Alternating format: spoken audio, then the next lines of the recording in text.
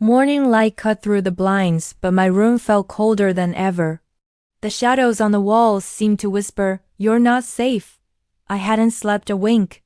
My phone sat there, dark, but the stranger's warning was on a constant loop in my head. You don't know the truth yet. But soon, you will. I couldn't keep running. I got up, paced my room, and knew what I had to do. I needed to face Michael. When I got to his apartment, the door was cracked open. A knot of dread formed in my stomach. That wasn't normal. My heart hammered against my ribs as I pushed the door gently. The place was a complete mess, drawers yanked out, papers everywhere. The air was thick with the faint smell of his cologne mixed with something else, fear. "Michael?" I called out, my voice barely a whisper. Silence. Then, a rustle from the corner of the room. Michael stepped out, his eyes bloodshot, his shirt half-buttoned. He looked like a man who hadn't slept in days, haunted. "Emily," he breathed, "you shouldn't be here." My pulse shot up. What happened? Who's been texting me? Why did Lily say you were dangerous? He froze, his jaw tight. He sank onto the couch, rubbing his face with his hands. "Because I lied," he said, his voice quiet and heavy. "I lied to protect you." My eyes widened. Protect me? From what? Michael looked up, his eyes glistening with unshed tears. "From them. From the people who destroyed my family.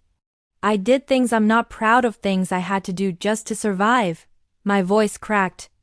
"And Lily? Did you use her too?" He hesitated. "She was never supposed to get involved. But she found out about the deal. And they came after her." I took a step back, shaking my head. "You're lying. You're just trying to twist it again." He stood up suddenly, his voice filled with desperation. "No, Emily, listen to me. That stranger texting you, they're not trying to protect you. They want you to hate me. They're using you to get to me." My heart was thundering in my chest. "Why? Who are they?" He took a shaky breath. "You remember my brother, Alex?" I nodded. "The one who disappeared?" Michael nodded slowly. "He didn't disappear. He faked his death, and now he's back. He's the one texting you." The words hit me like a physical blow. I staggered back. "What? No, that's impossible." Michael's voice broke. "He blames me for everything. For what happened to our parents. He's trying to ruin me, to take everything I have, even you." My hands were trembling. "So, the stranger warning me about you was your brother?" Michael nodded. "Yes, he's manipulating you. Please don't let him win." Tears blurred my vision. My mind was a tangled web of lies, truths, and half-truths. I couldn't escape. I turned to leave, my voice barely a whisper. I don't know who to believe anymore. As I stepped outside, the wind howled down the street. My phone buzzed. Another message. "He's lying again. Meet me at the old pier if you want the truth." My blood ran cold. I stared at the message, and the name flashing on the screen, Alex. I looked back at Michael's apartment. He was watching me through the window, his expression impossible to read. Time stood still. Then I turned and walked away. That night, moonlight rippled over the dark water as I stood on the pier. The fog was so thick I could barely see. Then, footsteps echoed behind me. I turned slowly, and there he was. The stranger from the cafe. The man who had been watching me and Lily. His eyes were dark, broken, but hauntingly familiar. "Alex?" I whispered. He nodded.